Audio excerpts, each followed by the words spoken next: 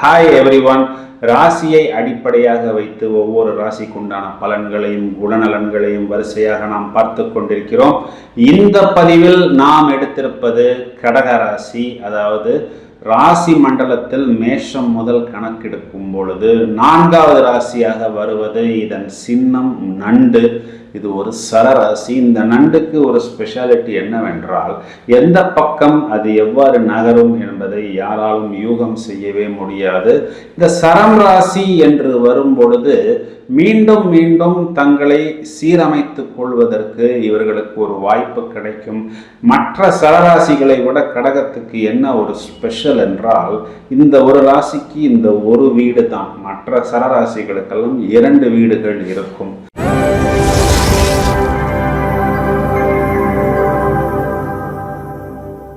அதிக வலிமை கொண்டது கடகராசி என்று ஜோதிடத்தில் சொல்லப்படுவது உண்டு. எந்த ஒரு கிரகமாக இருந்தாலும் கடகத்தில் வரும் பொழுது பூரணமாக தனது ஆற்றலை வெளிப்படுத்தும். ஏனென்றால் மாற்று வீடு இதற்கு கிடையாது.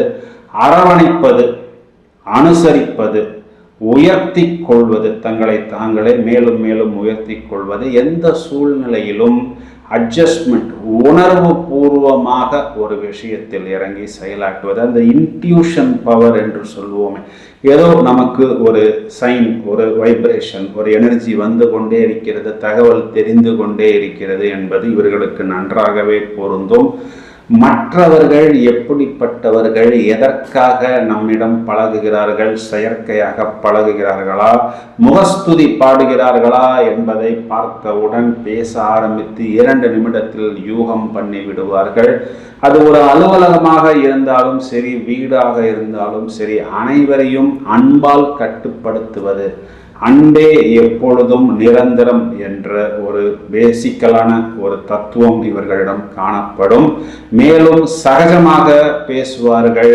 இந்த கடகத்துக்கு அதிபதி சந்திரன் தாயை குறிக்கக்கூடியது. தாய் அன்பு எப்படி குழந்தையை கவனிப்பார்களோ அதை போல் பொதுவாகவே அனைவரையும் கவனிக்கக்கூடிய ஆற்றல் இந்த கடகராசிக்கு உண்டு. அதிலும் இந்த பூச நட்சத்திரம் சனியின் நட்சத்திரம் என்பதனால் these people are very service oriented. அந்த சேவை மனப்பான்மை இவர்களிடம் அதிகம். ஆயில்ய நட்சத்திரம் மிகவும் வேகமாக செயலாற்றுவார்கள்.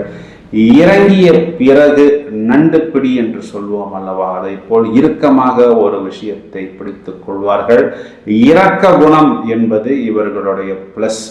மற்றவர் காரியத்தை சாதித்து கொண்டு ஏமாற்றுகிறார்கள் இவர்களை என்று நாம் சொல்லலாம். இவர்களது இரக்க குணத்தை மற்றவர்கள் நன்றாக உபயோகித்துக் கொள்கிறார்கள்.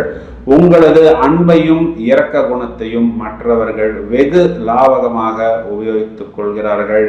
மேலும் இவர்கள் பணம் சம்பந்தப்பட்ட விஷயங்களை மற்றவர்களுக்கு வாங்கி கொடுக்கும் பொழுது மிகவும் கவனமாக இருந்து கொள்ள வேண்டும். ஏனென்றால் இவர்களே அந்த பணத்தை கட்ட வேண்டிய ஒரு சூழ்நிலை என்பதும் ஏற்படுகிறது. இதையும் தவிர தனிமையில் கடகராசிக்காரர்கள் பெரும்பாலும் இருக்கக்கூடாது. தனிமையில் இருக்கும் பொழுது இவர்கள் மூட் அவுட், டிப்ரெஷன், மேலும் நெகட்டிவ் வைப்ரேஷன்ஸ் இவர்களிடம் அதிகமாக காணப்படும். இதன் காரணம் மனோகாரகன் என்று சொல்லக்கூடிய ராசியாதிபதி சந்திரனுக்குத்தான் கற்பனா சக்தி என்பது அதிகமாக உண்டு. இவர்கள் தங்களுக்கு ஏற்படக்கூடிய தோல்விகளையோ அவமானங்களையோ ஜீரணிப்பதில்லை. ஏதாவது ஒரு சின்ன தோல்வி, அவமானம் வந்துவிட்டால் மனதுக்குள் அதை பெரிதாக எடுத்துக்கொண்டு யார் நம்மை அவ்வாறு சொன்னார்களோ அவர்களுக்கு முன் நாம் ஜெயித்து காண்பிக்க வேண்டும். பிறகு அந்த விஷயத்துக்காக அவரே நம்மை நாடி வந்து உதவி காண்பிக்க வேண்டும்.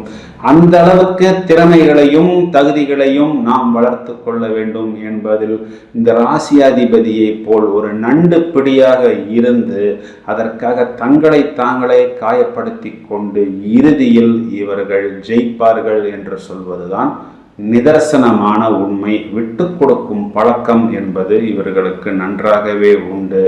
இவர்களது லைஃப் பார்ட்னர்ஸ் மிகவும் கொடுத்து வைத்தவர்கள் என்று சொன்னாலும் அதனை மிகையாகாது. தாய்ப்பாசம், இனப்பாசம், மொழிப்பற்று, நாட்டுப்பற்று அதிகம் இவர்களிடம் காணப்படும். முன்னேற துடிப்பதற்கு ஒரு ஆற்றல், ஒரு ஆர்வம் இவர்களிடம் காணப்படும். வாய்ப்புகளும் இவர்களுக்கு அதிகமாகவே வரும். மறைமுகமான அறிவாற்றல் இவர்களிடம் உண்டு. அதனை இவர்கள் நேர்முகமாக வெளிப்படுத்துவது கிடையாது. மேலும் இவர்கள் ஓயாமல் உழைப்பார்கள். குறிப்பாக இரவு நேரங்களில் இவர்கள் அதிகமாக உழைப்பார்கள். மிகவும் சுறுசுறுப்பாகவும் எதிர்காலத்தை பற்றிய திட்டம் தீட்டியவர்களுமாக நாம் இவர்களை காண முடியும். முதன்மை இடத்துக்கு வர வேண்டும் என்ற ஒரு சந்தர்ப்பத்துக்காக இவர்கள் எப்பொழுதும் காத்திருப்பார்கள். வெற்றியாளர்கள் கிடைத்த வாய்ப்பை கடகராசிக்காரர்கள் பொதுவாகவே நன்றாக உபயோகித்துக் கொள்வார்கள்.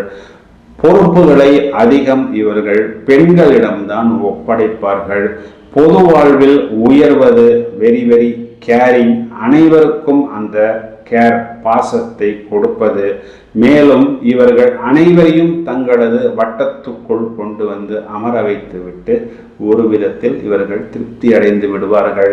இப்பொழுது கால புருஷ ராசிக்கு 9ஆம் இடம் என்று சொல்லக்கூடிய பாக்யஸ்தானாதிபதியே கடகராசிக்கு 6ஆம் வீட்டின் அதிபதி குருவாக வந்து அந்த குரு பகவான் ராசியில் உச்சமடைவதனால், அதாவது இவர்களின் எதிரிகளுக்கு இடம் கொடுத்து அதன் மூலம் நிறைய தோல்விகளையும் அவமானங்களையும் கூட இவர்கள் சந்தித்துக் கொள்வார்கள் என்பது முதலில் இவர்கள் கவனமாக இருந்து கொள்ள வேண்டும். நாம் ஒரு பிரச்சனையை சொல்லும் பொழுது அதற்கு உதவுவார்கள். ஆனால் இவர்களுக்கு ஒரு பிரச்சனை என்று வரும் பொழுது உதவுவதற்கு யாரும் முன்வர மாட்டார்கள். உணர்வு பூர்வமாக இவர்கள் அந்த விஷயத்தை வெளிப்படுத்துவார்கள். நாம் இவர்களை பற்றி ஒரு குறையை போய் அவர்களிடம் சொன்னால் அதனை அவர்கள் ஜீரணிப்பது என்பது மிகவும் கஷ்டம். இந்த ராசிக்கு செவ்வாய், சூரியன், குரு இந்த 3மே சுப கிரகங்களாக இருந்தாலும் குரு ராசியில் உச்சம் என்பதை இவர்கள் கவனமாக பார்த்து கொள்ள வேண்டும். இவர்கள் இதையும் தவிர எங்கே அதிகம் தோக்கிறார்கள் என்றால், ராசியாதிபதி பஞ்சமஸ்தானத்தில் நீசம், இதே பஞ்சமஸ்தானாதிபதி புத்திரஸ்தானாதிபதி என்று சொல்லக்கூடிய அங்காரகன் ராசியில் நீசம். நிறைய கடக ராசிக்காரர்கள் குறிப்பாக தங்களது குழந்தைகள் விஷயத்தில் ஏதோ ஒன்றை விட்டு கொடுக்கவோ இழக்கவோ அல்லது ஏதோ ஒரு இடத்தில் அவமானப்படவோ நேர்கிறது.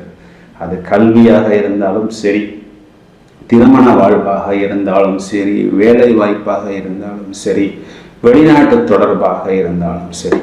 ராசியாதிபதி புத்திரஸ்தானத்தில் நீசம், புத்திரஸ்தானாதிபதி ராசியில் நீசம் என்ற நிலைப்பாடு இவர்களுக்கு நன்றாக போய்கொண்டிருக்கும் பொழுது சில இன்னல்களையும் சில காயங்களையும் ஏற்படுத்துகிறது என்று சொன்னாலும் அது மிகையாகாது. இவர்கள் பொதுவாகவே எந்த தடை வந்தாலும் அதனை தவிர்க்க முடியும், எதையும் சாதிக்க முடியும் என்பதை நிர்ணயம் செய்யக்கூடியது இவர்கள் ஜனகால ஜாதகத்தில் ராசியாதிபதி சந்திரன் வளர்பிறையா தேய்பிறையா என்பதை வைத்துத்தான் நாம் முடிவெடுக்க முடியும். வாய்ப்பு கிடைத்தால் கண்டிப்பாக இவர்களுக்கு பூரணமாக வெற்றி என்பது உண்டு. மேலும் இவர்கள் அரசியல் சம்பந்தப்பட்ட விஷயங்களில் நிறைய கடகராசிக்காரர்கள் ஒரு உச்சத்துக்கு வருகிறார்கள். நிறைய அரசாங்கம் சம்பந்தப்பட்ட விஷயங்களில் இவர்கள் ஒரு உச்சத்துக்கு வருகிறார்கள். பொதுவாக மற்றவர்களுக்கு எளிதாக கிடைக்கக்கூடிய விஷயங்கள் இவர்களுக்கென்று வரும் பொழுது எளிதாக கிடைப்பதில்லை. இவர்களை புரிந்து கொண்டால் பொதுவாக இவர்கள் ஒரு பொக்கிஷம் என்று எடுத்துக்கொள்ளலாம். பிரிவை இவர்கள் சந்திப்பது என்பது கஷ்டம். நிறைய கடகராசிக்காரர்களுக்கு இந்த காதல் தோல்வி என்பது அதிகம் ஏற்படுவது உண்டு. இதன் காரணம், இங்கு சுக்கிரன் என்பவர் பாக்யஸ்தானத்தில் உச்சமடைந்திருந்தாலும் அவர்தான் இங்கு பாதகஸ்தானத்துக்கும் அதிபதியாக வருகிறார். பஞ்சமாதிபதி ராசியில் நீசம், ராசியாதிபதி பஞ்சமத்தில் நீசம். இதனால் அதிகம் வருத்தம் ஏற்படுவதும் உண்டு. பொதுவாக காதல் என்றால் ஆண் பெண் காதல் மட்டுமல்ல, அது குழந்தைகளாக இருந்தாலும் சரி அல்லது இவர்கள் பிரியப்படக்கூடிய நபர்களாக இருந்தாலும் சரி, அவர்களால் இவர்கள் பல நேரங்களில் உதாசீனப்படுத்தப்படுகிறார்கள்.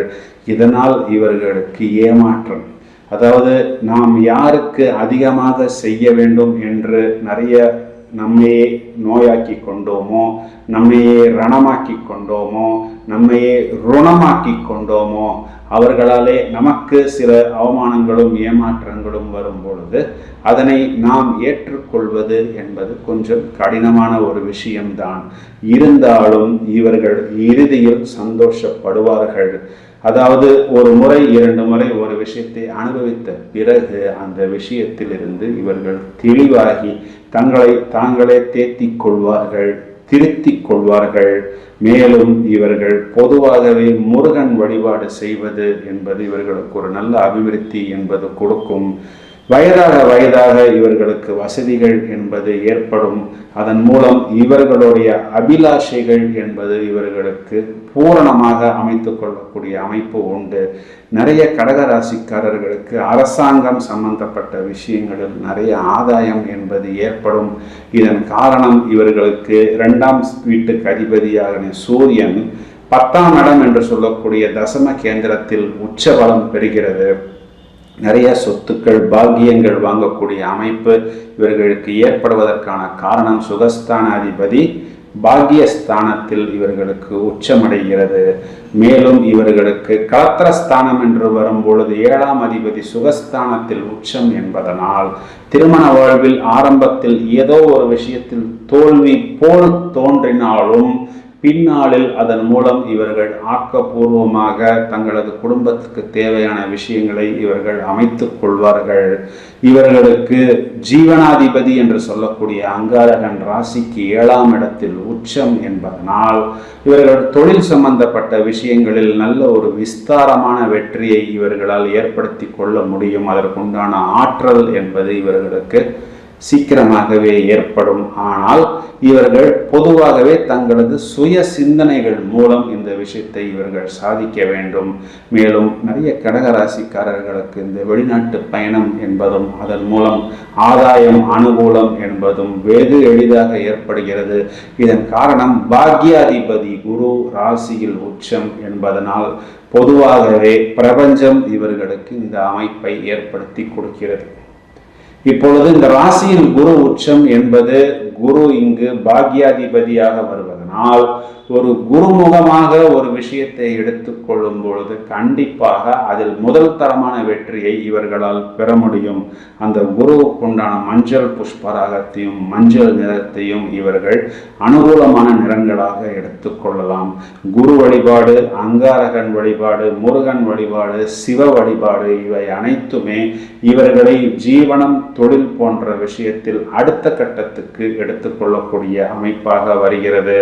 மேலும் இவர்கள் இந்த 3ஆம் எண் மேலும் 9ஆம் எண் 1ஆம் எண் இந்த எண்களை உபயோகிக்கலாம். மஞ்சள், சிவப்பு மற்றும் ஆரஞ்சு இந்த 3 நிறங்களுமே கடகராசிக்காரர்களுக்கு ஒரு நல்ல அபிவிருத்தி கொடுக்கக்கூடிய நிறங்களாக இருக்கிறது.